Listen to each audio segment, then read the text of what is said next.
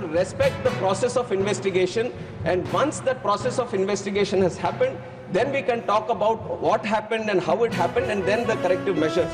If we talk about the other incidents that would have happened before, let it be the Air Nippon, Japanese Airways, or any other airways for that fact, every time any incident happens in any country, then the same process is followed, where the investigation body gets into the process of investigation, and once the thorough investigation is done and the final report is placed, only then the corrective measures to all these countries and all these airline operators and all the regulators is sent, so that the corrective action is being done.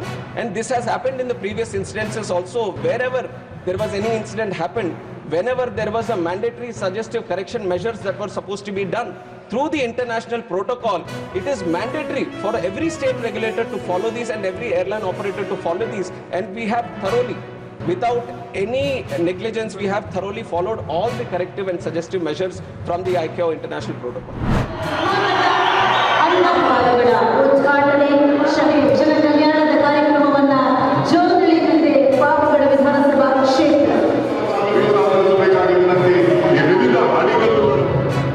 ಪಾವಗಡದ ಜನರು ಹಾಗಾಗಿ ಕೊಟ್ಟಿದ್ದೀರಿ. ನಿಮಗೆ ಇದು ಇಲಾಖೆ ಸಚಿವರಾದಂಥ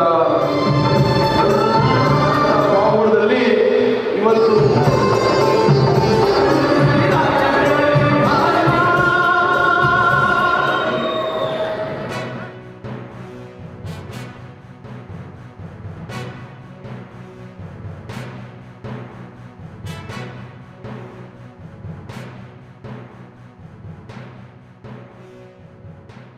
ಅಂತೇಳಿ ಇನ್ನ 5 kg ಅಕ್ಕಿಯನ್ನ ಜಾಸ್ತಿ ಕೊಡ್ತಕ್ಕಂಥ ಕೆಲಸವನ್ನ ನಮ್ಮ ಸರ್ಕಾರ ಮಾಡಿತು.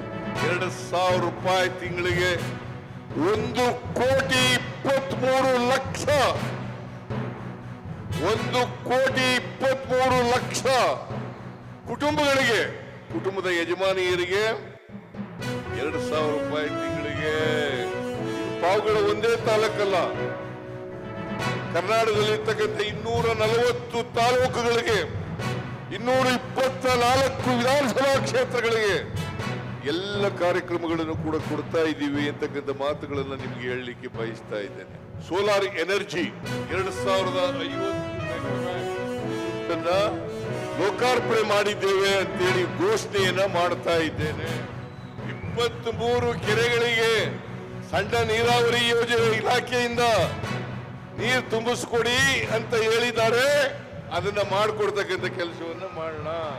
ಮತ್ತೆ 716 ಕೋಟಿ ರೂಪಾಯಿಗಳ ವಿವಿಧ ಕಾಮಗಾರಿಗಳ ಶಂಕುಸ್ಥಾಪನೆ ಮತ್ತು ಉದ್ಘಾಟನೆಯನ್ನ ಅತ್ಯಂತ ಸಂತೋಷದಿಂದ ನೆರವೇರಿಸಿ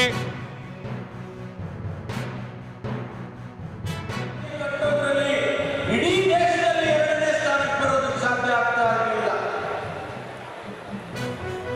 GSTಯನ್ನ 2ನೇ ಸ್ಥಾನಕ್ಕೆ ನಾವು ಬಂದಿದ್ದೇವೆ. ನಮ್ಮ ಡೆವಲಪ್ಮೆಂಟಲ್ ರೇಟ್ನಲ್ಲಿ, GDPಯಲ್ಲಿ ನಾವು 3ನೇ